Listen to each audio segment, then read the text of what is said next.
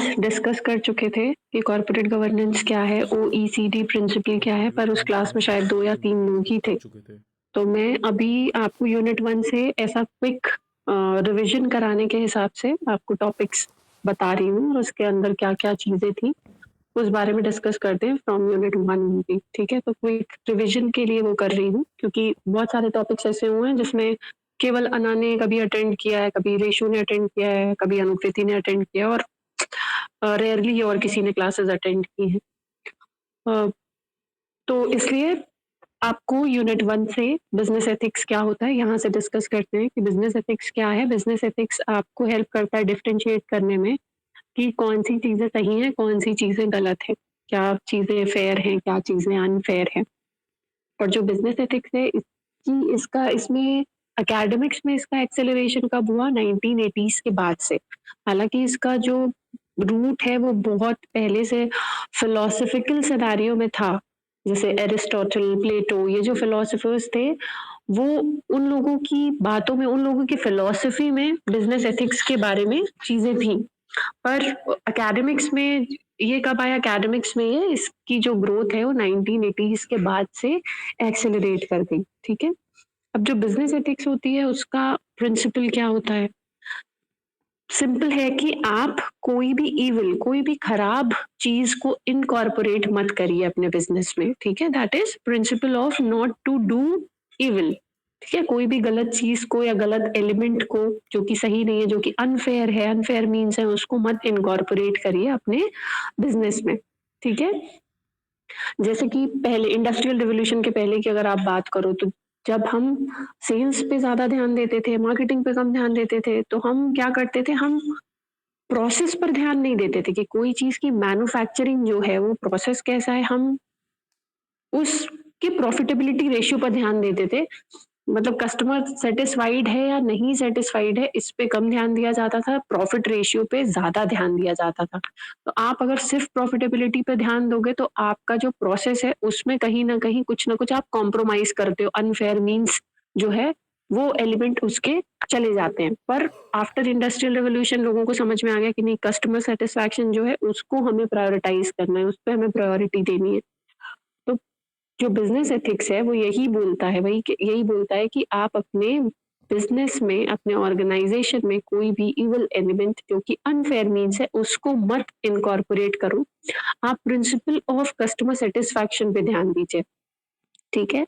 Principle of universal value पे ध्यान दीजिए। यूनिवर्सल वैल्यू मतलब कि सिंसियरिटी पे, म्यूचुअल गुडनेस पे, कॉन्फिडेंस लेवल पे, मोटिवेशन लेवल पर, इन सब पर ज्यादा ध्यान देना चाहिए। प्रिंसिपल ऑफ कॉपरेशन पर ध्यान देना चाहिए कि अगर आप ऑर्गेनाइजेशन में काम कर रहे हैं तो आप एक कॉर्डियल रिलेशनशिप को मेंटेन करिए। ह्यूमन डिग्निटी जो है उसको ऊपर रखना चाहिए, उस पर ध्यान देना चाहिए। तो ये कुछ प्रिंसिपल्स होते हैं बिजनेस एथिक्स के, ठीक है? अब ये जो बिजनेस एथिक्स है, कौन कौन से ऐसे फैक्टर्स हैं जो कि बिजनेस एथिक्स को प्रमोट करते हैं, ठीक है? Factors which causes ethical behaviour in an organisation, ठीक है? तो पहला तो है पब्लिक अवेयरनेस। अब जो पब्लिक है वो बहुत ज्यादा अवेयर है। आप अगर किसी भी प्रोडक्ट में या सर्विसेज में या प्रोसेस में किसी भी तरह की अगर गड़बड़ी करते हो, ग्लिच करते हो, ठीक है, तो पब्लिक अब जो है वो बहुत इंफॉर्मेटिव है, ठीक है? तो पब्लिक उस एरर को, उस ग्लिच को, जो भी आप अगर कोई गलत एलिमेंट डाल रहे हो, ठीक है, तो उसको वो पकड़ लेती है, ठीक है? अब आप देखिए कि बहुत सारे लोग जैसे प्रोडक्ट के पीछे इंग्रेडिएंट्स लिखे होते हैं, तो लोगों को उसका नॉलेज होने लगा है कि ये जो इंग्रेडिएंट है ये हमारे लिए नहीं अच्छा है या अच्छा है। सपोज शैम्पू की बात कर लो, ठीक है, तो अब लोगों को पता चल गया है कि पैराबिन फ्री शैम्पू क्या होता है, सेलिसाइक्लिक एसिड किस में है, कीटो वाले एलिमेंट किस में है, और इसका अगर कीटो वाले एलिमेंट है तो उसके क्या कॉन्सिक्वेंसेस है, क्या डिसएडवांटेजेस है, ठीक है? वो कितना परसेंटेज जो है वो एथिकल बिहेवियर में आता है उसका। मान लीजिए 2% के बाद जो है उससे आई में कैंसर या स्कैल्प में कैंसर होने लगता है। तो अब जो पब्लिक है वो बहुत ज्यादा अवेयर है। तो पब्लिक को पता होता है कि अगर आप सर्विस में कोई भी गड़बड़ी कर रहे हो, अपने प्रोडक्ट में कोई भी गड़बड़ी कर रहे हो, तो public is enough informative about certain things now, ठीक है। तो पहला तो फैक्टर ये हो गया कि आपको ये ध्यान रखना पड़ेगा कि आपको आपकी जो पब्लिक है, आप जिसको सर्व कर रहे हो वो बहुत ज़्यादा इंफॉर्मेटिव है, तो आप इसलिए भी कोई अनएथिकल एलिमेंट्स अपने बिज़नेस में, अपने प्रोडक्ट में, सर्विसेज़ में नहीं डाल सकते हो, ठीक है? दूसरा कौन-सा ऐसा फैक्टर है जो आपको पुश करता है एथिकल बिहेवियर को मेंटेन करने के लिए? गवर्नमेंट की पॉलिसीज़ और लॉज़, ठीक है? आपको हमेशा लीगल पेडेस्टल को ध्यान में रख के काम करना होता है, ठीक है? बहुत सारे एसोसिएशंस बने हुए होते हैं। अगर आप मान लीजिए फूड से रिलेटेड किसी बिजनेस में हो, या कोई भी ड्रग से रिलेटेड किसी बिजनेस में हो, फार्मा से रिलेटेड किसी बिजनेस में हो, तो बहुत सारे एसोसिएशंस बने होते हैं। जैसे एफडीए है तो वो उस पे चेक रखता है, उसको मॉनिटर करता है कि आप उस चीज में किस तरह के इंग्रेडिएंट्स को डाल रहे हो, ठीक है? और अगर ऐसा कोई भी एलिमेंट है जो कि परमिसिबल नहीं है और आप वैसे एलिमेंट को डाल रहे हो, तो उसके लिए प्रॉपर लॉ में क्या है, पेनाल्टीज हैं, पनिशमेंट्स हैं। तो हमें पता होता है कि गवर्नमेंट की पॉलिसीज क्या हैं, लॉज क्या हैं, इसलिए भी हम अनएथिकल बिहेवियर करने से डरते हैं। हमें पता होता है कि हमें लीगल पेडेस्टल को ध्यान में रखते हुए जो भी चीजें हैं, प्रोडक्ट और सर्विसेज हैं, वो उसी तरह से सर्व करना है कस्टमर्स को, ठीक है? तो ये सेकंड फैक्टर हो गया एथिकल बिहेवियर को मेंटेन रखने के लिए, ठीक है? प्लस आजकल लोगों को बिजनेस बिजनेस क्या? अरे यार ये बड़ी बड़ नहीं करते, क्योंकि वो जो बिजनेसेस हैं, जो ऑर्गेनाइजेशंस हैं, झूठ बोल वहां दे रहा पर थोड़ा सा। जो बिजनेस एजुकेशन का लेवल है वो अच्छा होता है, प्लस वो प्रोफेशनलिज्म पे ध्यान देते हैं, वो एक कोड ऑफ कंडक्ट पे ध्यान देते हैं, तो वो खुद भी अनएथिकल बिहेवियर को करने से बचते हैं, ठीक है? प्लस जो मीडिया का रोल है वो बहुत ज्यादा एक्टिव है। आज के सिनेरियो में जो मीडिया का रोल है वो बहुत ज्यादा एक्टिव होता है। अगर कोई भी कंपनी कोई भी गड़बड़ करती है तो वो बहुत तेजी से हाईलाइट हो जाता है, क्योंकि मीडिया जो है वो बहुत ज्यादा एक्टिव है। प्लस सोशल मीडिया के थ्रू भी ये जो सारी चीजें हैं ये तुरंत पता चल जाती है। अगर मान लीजिए कोई कंपनी बंद हो गई तो भी पता चल जाता है, कोई कंपनी किस कारण से बंद हुई, किसी कंपनी में क्या-क्या प्रॉब्लम्स आई, तो ये सारी चीज़ें जो हैं वो बहुत तेज़ी से हाइलाइट हो जाती हैं। और क्या ऐसे फैक्टर्स हैं जो कि बिज़नेस एथिक्स को प्रमोट करते हैं? आजकल सारी ही कंपनीज़ इस चीज़ से अवेयर है कि सोशल रिस्पॉन्सिबिलिटी क्या होती है, कॉर्पोरेट सोशल रिस्पॉन्सिबिलिटी क्या होती है, कि एक हमें डेफिनिट प्रॉफिट मार्जिन जब हो जाता है, हम उसको मेंटेन कर लेते हैं, तो फिर हम सोसाइटी के वेलफेयर के लिए काम करते हैं, ठीक है? तो ये जो सारे फैक्टर्स हैं, ये क्या करते हैं, these factor causes ethical behaviour in an organisation. अब इसमें उल्टा ऑपोजिट सोचो कि कौन कौन से ऐसे फैक्टर्स हैं जिससे कि कंपनी जो है वो अनएथिकल बिहेवियर में इंडल्ज हो जाती है, ठीक है?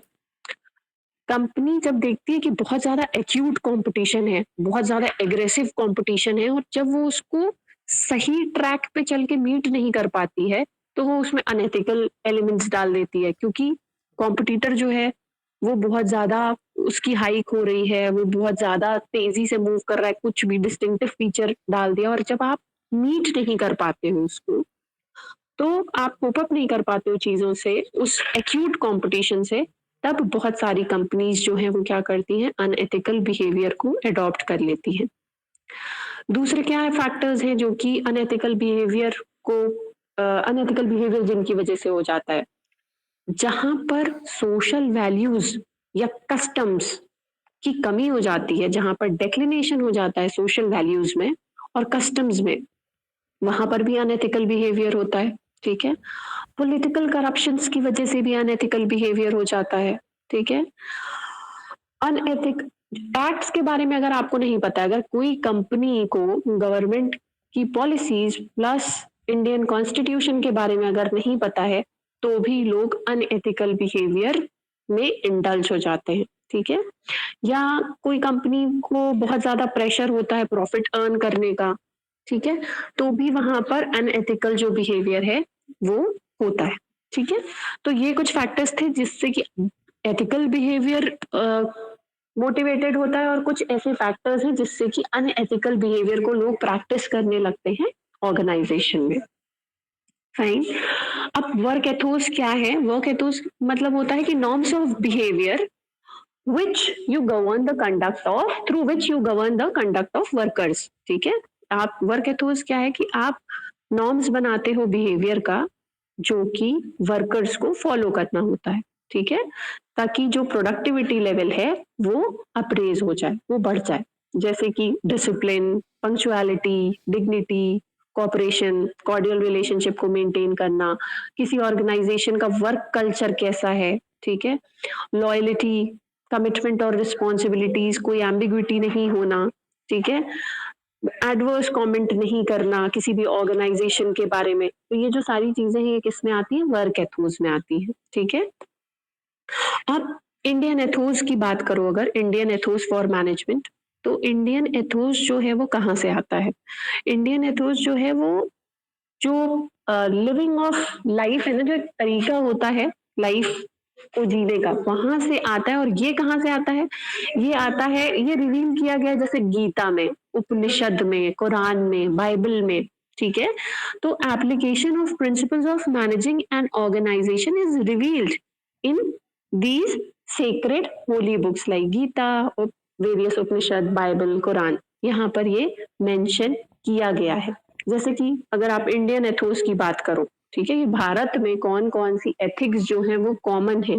ठीक है, तो भारत में देखो कि जो ह्यूमन बीइंग की एग्जिस्टेंस है उसको ही सुप्रीम सोल माना जाता है। ठीक है, इंडियंस जो हैं वो बहुत ज्यादा स्पिरिचुअल वैल्यूज पे ध्यान देते हैं, सेक्युलर वैल्यूज पे ध्यान देते हैं। ठीक है, एथिक्स पे ध्यान देते हैं। बोलते हैं ना जैसे चीटर नेवर प्रॉस्पर, अगर बेईमानी करोगे तो आप ज्यादा दूर तक आगे नहीं जा सकते हो, आप पकड़े जाओगे। तो ये क्या है? ये फीचर्स है इंडियन एथोस के। इंडियन एथोस में ये बोलते हैं कि आप टीक्यूएम जैसे है, कि आप टीक्यूएम टोटल क्वालिटी मैनेजमेंट को कब अचीव कर सकते हो? जब आप सेल्फ मोटिवेटेड हो, जब आप सेल्फ डेवलपमेंट पे ध्यान देते हो। ठीक है, तो ये जो सारी चीजें हैं, इमोशनल इंटेलिजेंस के बारे में, इंटेलेक्चुअल इंटेलिजेंस के बारे में बहुत सारे इसमें पुराण में, उपनिषद में, गीता में लिखी गई हैं चीजें। ठीक है, तो अगर मैनेजमेंट की बात करो, इंडियन एथोस फॉर मैनेजमेंट की हम बात करें, अगर हम टॉप मैनेजमेंट की बात करते हैं, तो टॉप मैनेजमेंट जो है, top management must have firm believe in value oriented holistic management. अगर टॉप मैनेजमेंट जो है उसको ये मानना बहुत ज्यादा जरूरी है कि उसका जो पैटर्न ऑफ वर्किंग है उसमें प्रॉपर जो वैल्यू के एलिमेंट्स होते हैं वो होने बहुत ज्यादा जरूरी है। ठीक है, अब आपका जो इंडियन हेरिटेज है उसका जो रोल होता है प्रोडक्शन में या कंजम्पशन में, वो भी बहुत ज्यादा इम्पोर्टेंट होता है। ठीक है, जैसे कि कन्वर्जन है इनपुट का आउटपुट में। ठीक है, तो ये जो इनपुट क्या हो गया यहाँ पर? Man, money, machine, material, management. और आउटपुट मतलब क्या होता है? जो आपका कॉन्सिक्वेंस है, जो आपका फिनिश्ड प्रोडक्ट है। ठीक है, तो आप इनपुट से आउटपुट तक कैसे पहुंच रहे हो? एक प्रोसेस को फॉलो करके पहुंच रहे हो। तो इस प्रोसेस में वैल्यू के एलिमेंट्स, एथिक्स के एलिमेंट्स का होना बहुत ज्यादा जरूरी है। मतलब ये जो ट्रांसफॉर्मेशन प्रोसेस होता है इनपुट से आउटपुट का, उस प्रोसेस में वैल्यू का होना, एथिक्स का होना बहुत ज्यादा जरूरी होता है। ठीक है, अब और इसमें आप लोगों के यूनिट 1 में ऐसे एथिक्स के बारे में था। स्ट्रेस जो है वो आपके उसमें पहले था। अभी जो है आपका शायद वैल्यू है एक टॉपिक। ठीक है, तो वैल्यू का डिस्कशन करते हैं। वैल्यू का क्या वैल्यू से आप क्या समझते हो? अगर आपसे कोई पूछेगा वैल्यू का क्या मतलब है, आप बोलोगे किसी भी चीज की वर्थ, किसी भी चीज की इंपॉर्टेंस, या किसी भी चीज की यूजफुलनेस क्या है। ठीक है, किस that means value can be defined as the importance, the worth और the usefulness of a thing, है ना। तो वैल्यू, यहाँ पर वैल्यू का एक तो ये मतलब होता है, एक वैल्यू का मतलब क्या होता है कि आपका बिलीफ सिस्टम क्या है। ठीक है, आप कौन से बिलीफ सिस्टम को फॉलो करते हो, कौन से बिलीफ सिस्टम आपके अंदर इम्बाइब्ड है, दैट इज योर वैल्यू। ठीक है, तो जो वैल्यू होती है, अब सारे इंडिविजुअल्स जो हैं वो अपनी एक अलग वैल्यू को होल्ड करते हैं, ठीक है?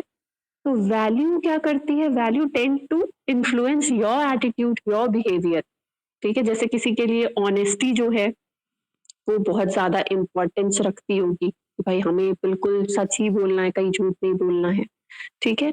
तो वो उसकी वैल्यू है और वो रिफ्लेक्ट कहाँ करेगी? वो इन्फ्लुएंस किस चीज़ को करेगी? उसके एटीट्यूड को और बिहेवियर को। It is very important to understand that value always tend to influence your attitude and your behaviour. And value can be defined as, दो वैल्यू का मतलब होता है, आप एक प्रोडक्शन वाले टर्म में बात करोगे, मार्केटिंग वाले टर्म में बात करोगे, तो वैल्यू मीन्स वर्थ और द इम्पोर्टेंस। अभी जो हम बिजनेस एथिक्स में बात कर रहे हैं, यहाँ पे वैल्यू का क्या मतलब है? Value is a prescriptive belief, ठीक है? आपका बिलीफ सिस्टम क्या है, कैसा है, वो कहलाती है वैल्यू। और जो भी इंडिविजुअल्स हैं, that means everyone holds different value. सबके अपने बिलीफ सिस्टम अलग होते हैं, सब अपने अपने बिलीफ सिस्टम को फॉलो करते हैं, तो इट इज ऑब्वियस कि every individual will hold different type of value that varies from person to person, ठीक है? जैसे जो ट्रांस कल्चरल वैल्यूज होती हैं वो हमारे एंसेस्टर्स से आती हैं, ठीक है? तो वो हमारे अंदर इम्बाइब्ड होती हैं। ह्यूमैनिटी है, मैनकाइंड है, ये जो सारी चीजें ये क्या है? वैल्यूज हैं। अब वैल्यूज भी बहुत सारे तरह की होती है, मैं पहले भी पढ़ा चुकी हूँ, तो इसलिए मैं क्विकली आपको बता रही हूँ। जैसे टर्मिनल वैल्यूज है, ठीक है? तो टर्मिनल वैल्यू का क्या मतलब होता है कि आपका जो सेल्फ रिस्पेक्ट का लेवल है वो क्या है? फैमिली से रिलेटेड जो वैल्यूज हैं, ठीक है, आप फैमिली को क्या किस तरह की इंपॉर्टेंस देते हैं? सिक्योरिटी आपके लिए क्या है? Recognition, freedom, comfort level, happiness, ये जो सारी चीजें हैं ये कहलाती हैं टर्मिनल वैल्यूज, ठीक है? सेकेंड टाइप ऑफ वैल्यू जो है वो होती है सोशल वैल्यू। सोशल वैल्यू मतलब क्या होता है कि सेंस ऑफ बिलोंगिंगनेस, लोगों से आपका किस तरह का रिलेशनशिप है, that is social values, that is love of people और the sense of belongingness.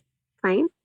Theoretical values होती हैं इस तरह से। थ्योरेटिकल वैल्यूज क्या होती है कि आप किसी वैल्यू के थ्रू जब आप कुछ डिस्कवर करते हो, थ्योरी पढ़ते हो, तो थ्योरी में क्या है, आप पढ़ के कोई चीज डिस्कवर करते हो ना, लोगों ने कुछ डिस्कवर किया हुआ होता है, तभी वो थ्योरी बन जाती है। तो थ्योरेटिकल वैल्यूज होती हैं, ठीक है, that is related to discovery of truth, ठीक है? और थ्योरेटिकल वैल्यूज जो है वो किस पे एम्फसाइज करती हैं? क्रिटिकल अप्रोच पे, रैशनल अप्रोच पे। कोई जो आप थ्योरी पढ़ते हो, किसी की भी थ्योरी पढ़ते हो, जैसे मान लो लीडरशिप थ्योरी पढ़ रहे हो या पर्सनालिटी की थ्योरी पढ़ते हो या ऑर्गेनाइजेशन से रिलेटेड अगर कोई भी थ्योरी पढ़ते हो, तो थ्योरी किस पे एम्फसाइज करती है? एक रैशनल अप्रोच पे बनाई जाती है, कुछ रिसर्च की जाती है, कुछ एनालिसिस की जाती है, मतलब तो जो ये कौन से अप्रोच को फॉलो करती है थ्योरेटिकल वैल्यूज? क्रिटिकल अप्रोच को और रैशनल अप्रोच को, ठीक है? फिर इकोनॉमिक वैल्यूज होती हैं। इकोनॉमिक वैल्यूज किससे रिलेटेड होती हैं? आपकी स्टैंडर्ड ऑफ लिविंग से रिलेटेड होती हैं, ठीक है? यूटिलिटी से रिलेटेड होती हैं, प्रैक्टिकलिटी से रिलेटेड होती हैं। ये क्या है? ये इकोनॉमिक वैल्यूज होती हैं, ठीक है? ऐसे ही एस्थेटिक वैल्यूज होती है। एस्थेटिक मतलब क्या कि कोई चीज जो कि आर्टिस्टिक एस्पेक्ट से रिलेटेड होता है उसको हम एस्थेटिक बोलते हैं, है ना? तो एस्थेटिक वैल्यूज पे आप किस पर ध्यान देते हो? आप ग्रेस पर ध्यान देते हो, आप हार्मनी पे ध्यान देते हो, आप अपने आर्टिस्टिक एस्पेक्ट ऑफ लाइफ पे ध्यान देते हो। तो ये क्या क्या कहलाती हैं? एस्थेटिक वैल्यूज कहलाती हैं। इसी तरह से इंस्ट्रूमेंटल वैल्यूज होती हैं। इंस्ट्रूमेंटल वैल्यू का क्या मतलब होता है? इंस्ट्रूमेंटल वैल्यू मतलब होता है आपका एम्बिशन लेवल क्या है, करेजियस आप कितने हो, कॉम्पिटिटिव हो या नहीं हो, ठीक है? और इंस्ट्रूमेंटल वैल्यूज में निगेटिव ट्रेड्स भी आते हैं लोगों के, जैसे कि एग्रेशन है अगर किसी का बहुत ज्यादा, रूडनेस है, ठीक है? तो ये भी इंस्ट्रूमेंटल वैल्यूज होती है।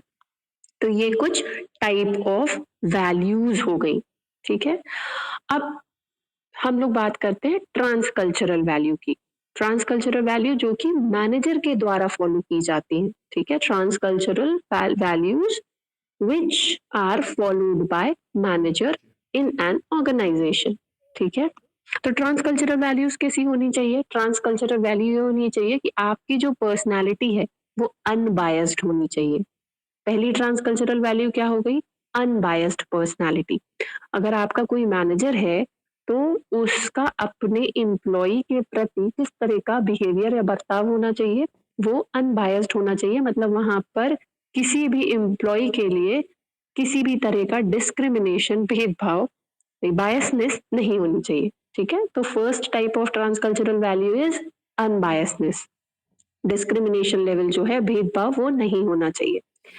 Second type of transcultural value which should be followed by manager is discipline. ठीक है, डिसिप्लिन रखना, डिसिप्लिन को फॉलो करना बहुत ज्यादा जरूरी होता है किसी भी ऑर्गेनाइजेशन में। ठीक है, third type of value is social responsibility, corporate social responsibility. अगर आप कोई भी आप ऑर्गेनाइजेशन में काम कर रहे हैं या कोई भी ऑर्गेनाइजेशन है तो उसकी एक रिस्पॉन्सिबिलिटी है। अब लॉ बना दिया गया, पहले क्या था कि पहले लोग अपने फ्री विल से अगर सोसाइटी के वेलफेयर के लिए कुछ करना चाहते हैं तो कर सकते हैं, पर अब एक सर्टेन टर्नओवर डिसाइड हो गया है कि अगर इतना आपका टर्नओवर है तो आपको कॉर्पोरेट सोशल रिस्पॉन्सिबिलिटी के लिए कुछ परसेंट जो है वो डोनेट करना पड़ेगा। ठीक है, तो वो सोशल रिस्पॉन्सिबिलिटी जो है उसकी भी नॉलेज मैनेजर को होनी चाहिए कि हमें सोसाइटी के वेलफेयर के लिए कुछ करना है। जैसे इंडिया में आप रिलायंस के बारे में पढ़ लो या टाटा के बारे में पढ़ लो, तो ये जो कंपनीज हैं ये कॉर्पोरेट सोशल रिस्पॉन्सिबिलिटी के लिए बहुत ज्यादा कंट्रीब्यूट करती रहती हैं।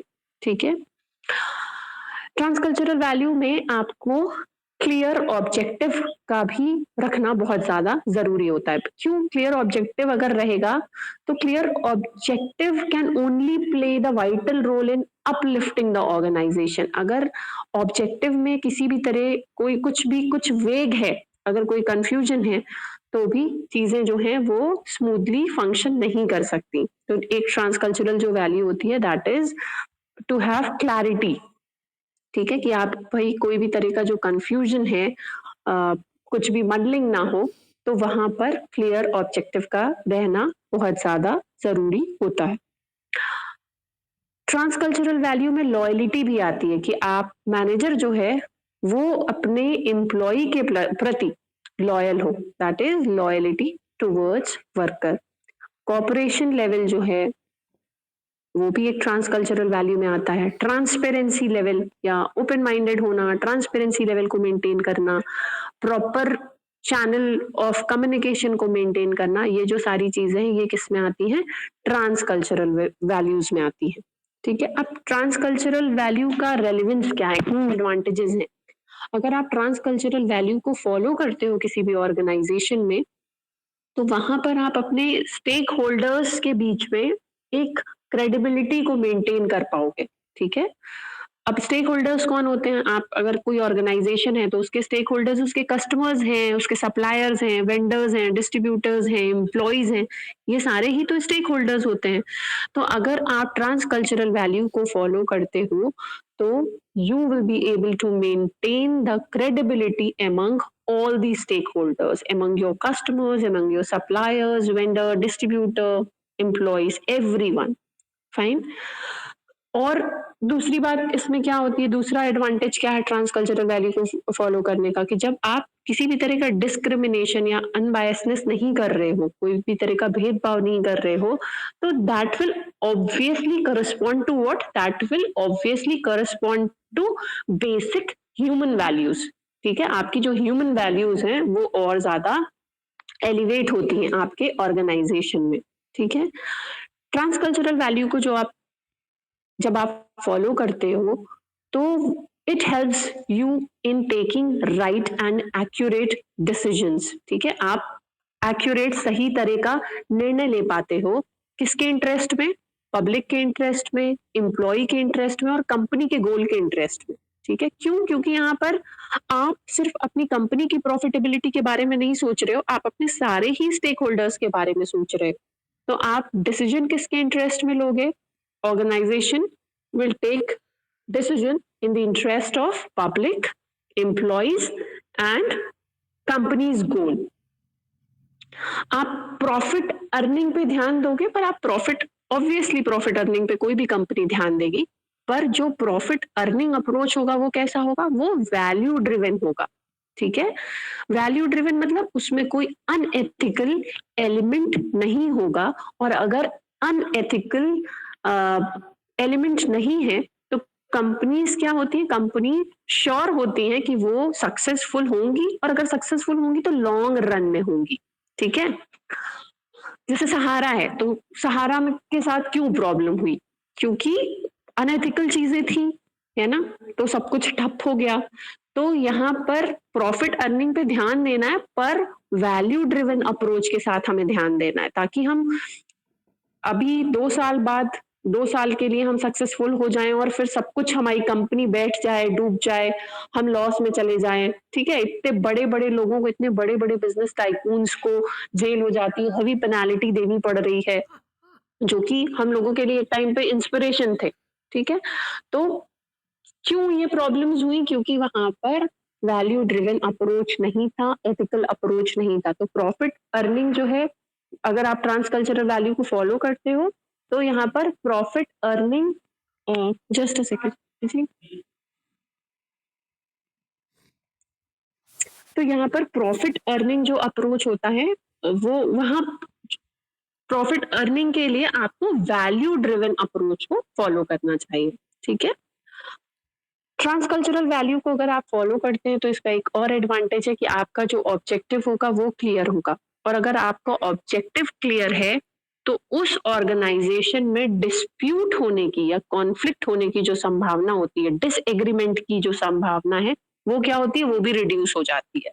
ठीक है, तो अगर आप क्लैरिटी मेंटेन रखते हैं, जो अभी हम लोगों ने डिस्कस किया कि ट्रांसकल्चरल वैल्यू में एक जो वैल्यू है वो है क्लियर, क्लैरिटी, क्लियर ऑब्जेक्टिव को रखना। ठीक है, और वो सबसे ज्यादा वाइटल रोल प्ले करती है। क्यों, क्योंकि अगर आपको क्लैरिटी है कि आपकी रिस्पॉन्सिबिलिटीज क्या है, आपको क्या काम करना है, तो वहां पर डिस्प्यूट्स और कॉन्फ्लिक्ट होने की जो संभावना है वो रिड्यूस हो जाती है, जीरो नहीं होती है। क्योंकि एक ऑर्गेनाइजेशन में अगर 20 लोग काम कर रहे हैं, तो अगर 2 लोग किसी ऑर्गेनाइजेशन में काम कर रहे हैं और 20 लोग काम कर रहे हैं, तो जहां पर 20 लोग हैं वहां पर कॉन्फ्लिक्ट होने की संभावना ऑब्वियस है कि होगी, क्योंकि ज्यादा लोग हैं, सबके अपने डिफरेंट डिफरेंट ओपिनियंस हैं, तो डिसएग्रीमेंट्स होते हैं। पर अगर ऑब्जेक्टिव में क्लैरिटी है तो वहां पर डिस्प्यूट और कॉन्फ्लिक्ट होने की जो चांसेस है वो मिनिमाइज हो जाती है। ठीक है, वो रिड्यूस हो जाती है। अब अगर आप, अभी हम लोगों ने पढ़ा कि सेल्फ डिसिप्लिन का होना, ये भी एक तरह से ट्रांसकल्चरल एक वैल्यू है। ठीक है, सेल्फ डिसिप्लिन की क्या इंपॉर्टेंस है, it is important to control one's own mind before controlling others. आप खुद को, पहले आपको खुद को कंट्रोल करना आना चाहिए। मैनेजर खुद को कंट्रोल अगर करने में सक्षम है, तभी वो दूसरों को कंट्रोल कर सकता है।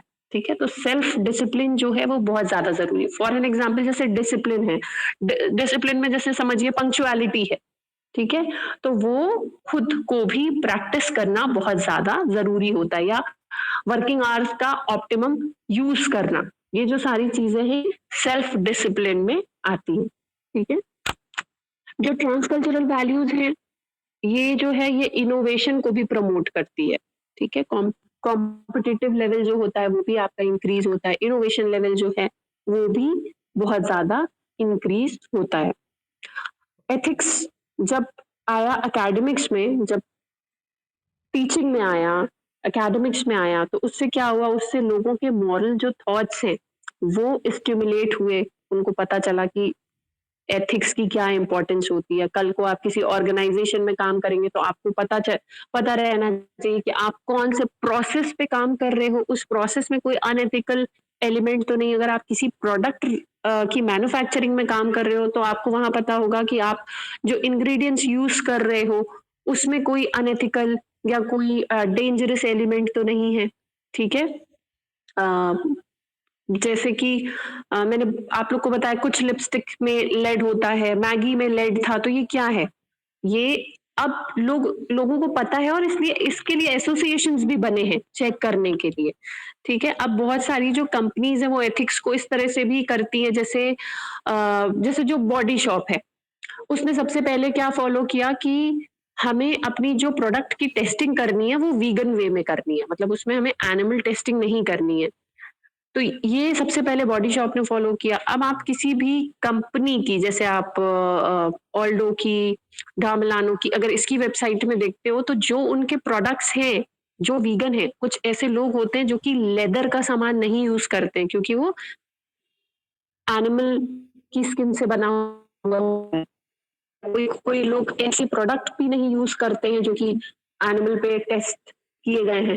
तो अब अगर आप, जो मैंने आपको कंपनीज बताई, अगर आप उनकी वेबसाइट खोल के देखते हो, जैसे अगर आप वॉलेट देखते हो तो साइड में ऊपर लिखा हुआ होता है कि वीगन, ठीक है, कि अब जिस भी चीज से वो लोग बनाते हैं वो एनिमल की स्किन नहीं है या कोई ऐसी क्रुएलिटी नहीं की गई है, ठीक है। तो एक यहाँ पे क्या होता है कि जो मॉरल थॉट्स हैं वो एथिक्स की वजह से क्या होते हैं, स्टिमुलेट हो जाते हैं।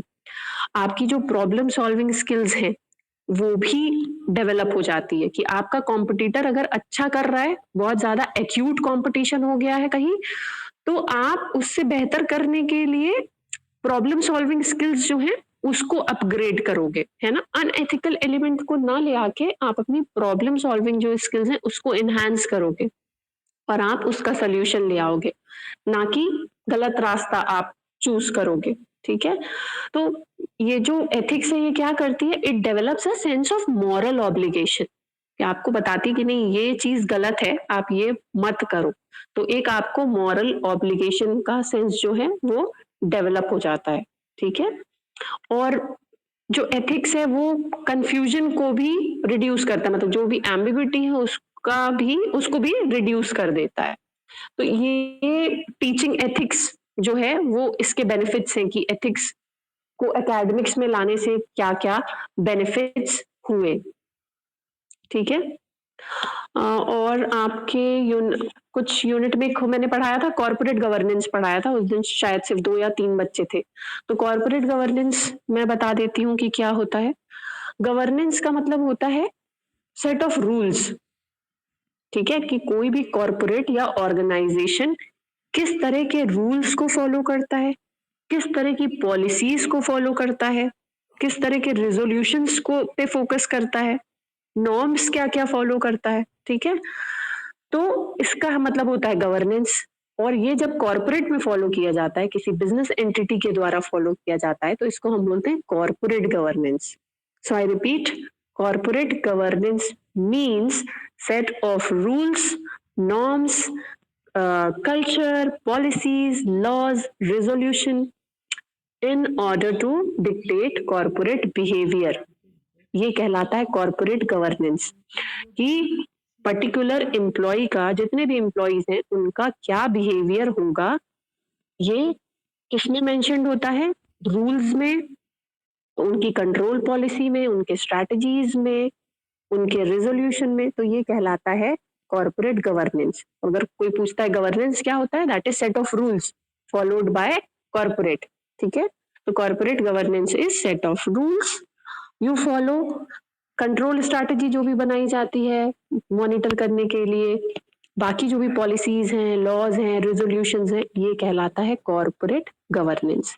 कॉर्पोरेट गवर्नेंस को फॉलो करने के क्या बेनिफिट होते हैं, कॉर्पोरेट गवर्नेंस को फॉलो करने के बेनिफिट ये है कि आपकी इकोनॉमिक जो ग्रोथ है वो होगी, ठीक है। क्यों, क्योंकि आपके पहले से ही सारी चीजें वेल डिफाइंड है, रूल्स डिफाइंड है, पॉलिसीज डिफाइंड है, और आप उसके तहत उस पेडिस्टल को ध्यान में रखते हुए आप काम करते हो, ठीक है। तो अगर आप कॉर्पोरेट गवर्नेंस को ठीक से फॉलो करते हैं तो it will ensure economic growth, fine. अगर आपकी कंपनी का कॉर्पोरेट गवर्नेंस बहुत ज्यादा स्ट्रांग है, तो जो इन्वेस्टर्स होते हैं, ठीक है, जो आपकी कंपनी में इन्वेस्ट करते हैं, उनका कॉन्फिडेंस भी आपकी कंपनी के लिए ज्यादा रहता है, ठीक है। क्यों, क्योंकि आपकी जो फंक्शनिंग है वो अप टू द मार्क होती है। तो इन्वेस्टर्स जो हैं वो आपकी कंपनी में आराम से इन्वेस्ट भी करते हैं, क्योंकि उनका जो कॉन्फिडेंस लेवल है आपकी कंपनी के लिए वो बूस्टेड होता है, ठीक है। अगर इन्वेस्टर्स आपकी कंपनी में इन्वेस्ट करते हैं तो यहाँ पर जो कैपिटल है आपकी कंपनी का वो भी रेज हो जाएगा, ठीक है। तो ये भी एक बेनिफिट होता है।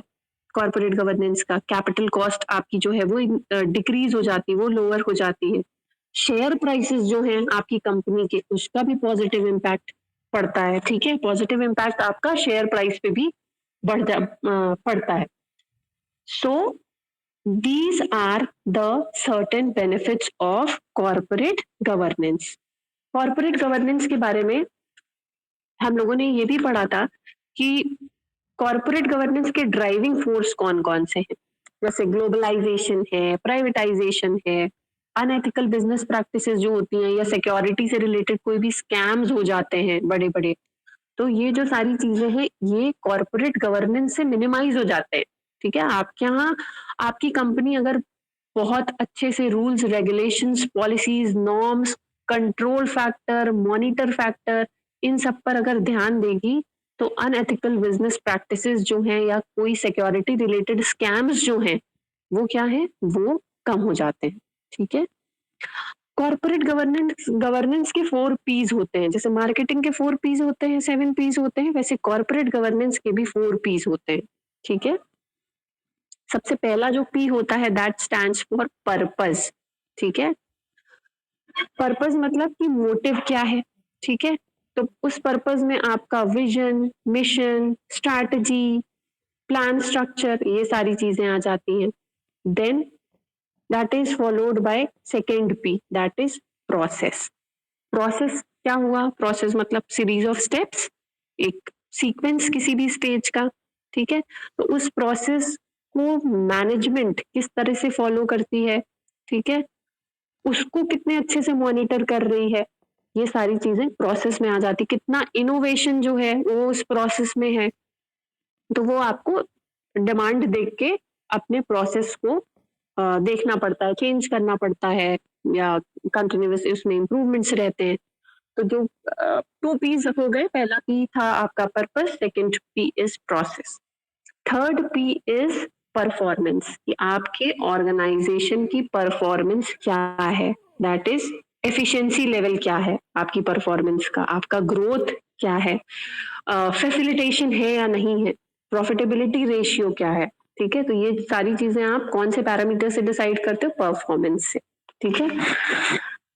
Last is people, fourth P stands for people. तो पीपल वाली जो चीज है उसमें आप देखोगे कि आपके जो एम्प्लॉयज हैं, जो कस्टमर हैं, जो स्टेक होल्डर्स हैं, स्पेशली आप अपने जो आपका इनर वो है, इंटरनल एनवायरनमेंट जो है, उस पे ध्यान देते हो सबसे ज्यादा पीपल वाले फैक्टर में, कि आपके जो एम्प्लॉयज हैं उनमें एथिकल एलिमेंट्स कितने हैं, उनका एक दूसरे के साथ रिलेशनशिप कॉर्डियल है या नहीं है, कॉन्फ्लिक्ट का क्या लेवल है, कॉन्फ्लिक्ट जो है वो कहीं पर प्रोलॉन्ग्ड पीरियड ऑफ टाइम के लिए तो नहीं है कि उससे क्या हो जाएगा, उससे अनएथिकल चीजें होने लगेंगी, अनएथिकल एटीट्यूड हो जाएगा लोगों का, अनएथिकल बिहेवियर हो जाएगा। तो these are the 4 P's of corporate governance, that is purpose, process, performance and people. Fine. Corporate governance में कौन कौन से लोग होते हैं, और एक कॉर्पोरेट से रिलेटेड कौन कौन से लोग होते हैं, सारे स्टॉक होल्डर्स होते हैं, गवर्नमेंट है, मैनेजमेंट है, बोर्ड ऑफ डायरेक्टर है, और सारे एम्प्लॉयज हैं, ठीक है। तो ये जो सारी चीजें हैं ये किससे रिलेटेड है, कॉर्पोरेट गवर्नेंस से रिलेटेड है। इसमें एक OECD प्रिंसिपल होता है, ठीक है। OECD प्रिंसिपल का फुल फॉर्म क्या है, OECD मतलब होता है organisation of economic corporation and development. I repeat, organisation of economic corporation and development. ये जो प्रिंसिपल है ये कब आया, ये 1999 में आया, ठीक है। और इसका फिर से अभी रिसेंटली एक रिवाइज्ड वर्जन आया था 2004 में, ये पहले 1999 में आया और फिर इसका वापस से एक रिवाइज्ड वर्जन आया 2004 में। तो इसमें ये जो OECD प्रिंसिपल है इसमें 6 बातें हैं, 6 प्रिंसिपल्स हैं इसके, ठीक है। पहला कि आपका जो कॉर्पोरेट गवर्नेंस का फ्रेमवर्क है, जो स्ट्रक्चर है, ठीक है, किसका स्ट्रक्चर, कॉर्पोरेट गवर्नेंस का मतलब रूल का जो स्ट्रक्चर है, रेगुलेशन का जो स्ट्रक्चर है, कंट्रोल का जो स्ट्रक्चर है, वो इफेक्टिव होना चाहिए। तो पहला प्रिंसिपल क्या हो गया, it ensures the basis of an effective corporate governance framework. ठीक है, ये कॉर्पोरेट गवर्नेंस का जो फ्रेमवर्क है, जो स्ट्रक्चर है, वो इफेक्टिव है, उसपे कोई कहीं भी लूप होल्स तो नहीं है। तो पहला प्रिंसिपल इससे रिलेटेड होता है।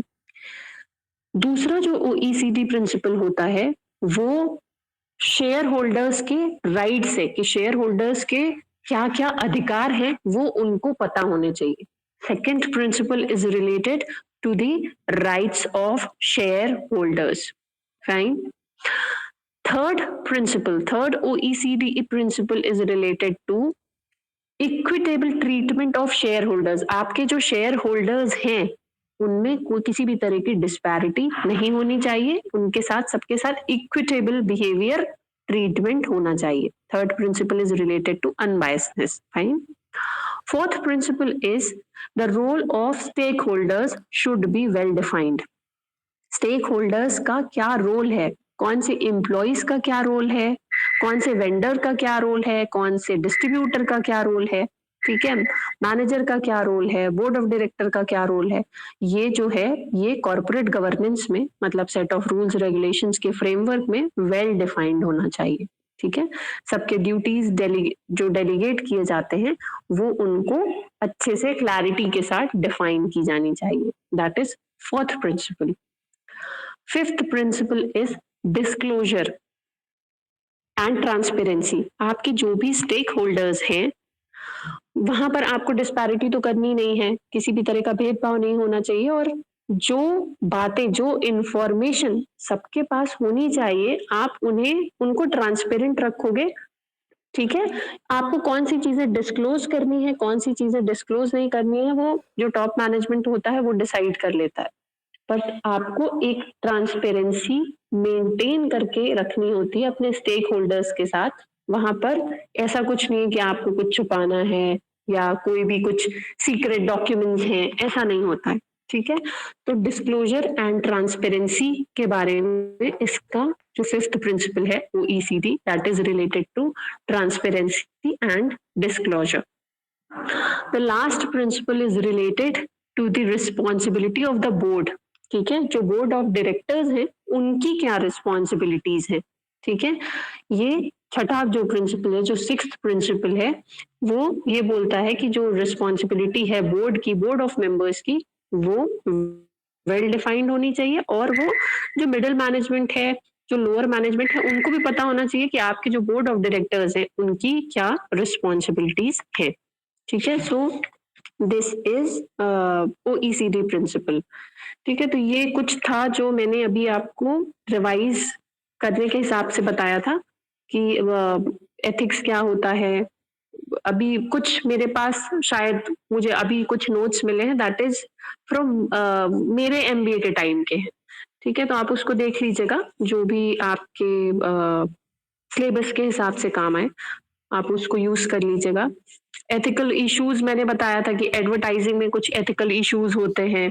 ठीक है, और मार्केटिंग में एथिकल इश्यूज होते हैं, HR डिपार्टमेंट में एथिकल इश्यूज होते हैं, दैट आई हैव कवर्ड। तो ये कुछ था, that is just for revision. Is it clear? आप लोगों को समझ में आया? Yes ma'am. Yes. All right.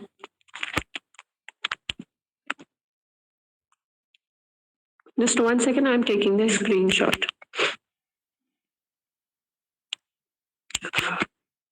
कल के लिए आप लोग कुछ थ्योरीज हैं बिजनेस एथिक्स की, उसको पढ़ के रखिएगा। Tomorrow I might take presentation on those theories of business ethics. तो आप बिजनेस एथिक्स की थ्योरी को एक बार देख लीजिएगा कि बिजनेस एथिक्स की कौन कौन सी थ्योरीज हैं, उसको पढ़ लीजिएगा। ठीक है, is it okay? Yes, ma'am. Okay, ma'am. All right. Thank you everyone. Have a great day ahead. Thank you, ma'am.